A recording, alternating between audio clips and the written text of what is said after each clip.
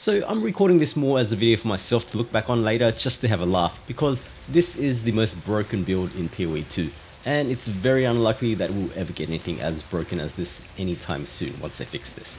Now, this isn't going to be a build guide or anything like that, but I will share my gear loadout, gem loadout, and passive tree later on in the video. This is based on Jungrone's Temporalis autobomber build that he created on his Blood Mage Witch, except I'm playing on a Stormweaver Sorc, so I've modified it to work for me. The reason that the build works so well for a Blood Mage is that you can convert the mana cost of the build over to life, and then when combined with the elemental damage gets converted into life leech node, you'll be nigh unkillable.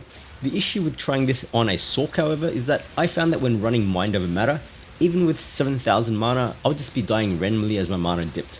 So to fix that, I spec'd out of Mind Over Matter and I went with a full-on energy shield build, which made it much easier to survive.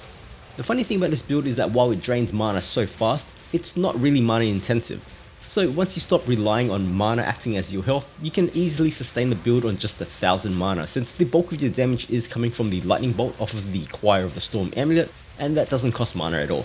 So even though you can see here that the mana is dipping up and down rapidly, I can basically ignore it. You'll also see later that I've got a bunch of other skills socketed, but here in my UI I've got no abilities, and yeah, you can literally play this build as a 0 button build. I changed my dodge to my right click mouse button and I'm able to just play one-handed, blinking across the map to kill shit. Funnily enough, the biggest weakness of this build is actually itself, in that the build itself will literally kill your run by crashing the game due to infinitely looping lightning bolts triggering itself. That's one of the reasons why I'm playing with no other buttons other than blink. In my skill gems, I have Eye of Winter, which actually will kill this T4 Breach Lord in less than 1 second. But it also comes at the risk of crashing my game, so I'm playing it safe here and I'm just blinking around to whittle down the boss. I find that with low HP enemies, Eye of Winter will nuke them down just fine and you'll be safe from crashes. But any bosses that have too much HP causes far too many lightning bolts to trigger, which ends up making your game lag and if you're unlucky, crash. The worst culprits are multi-phase bosses because the lightning bolts will continue to chain while they're changing phases. So not only will Eye of Winter guarantee a crash, but even blinking too much will generate too many sparks, which in turn generates too many lightning bolts, which will also crash the game.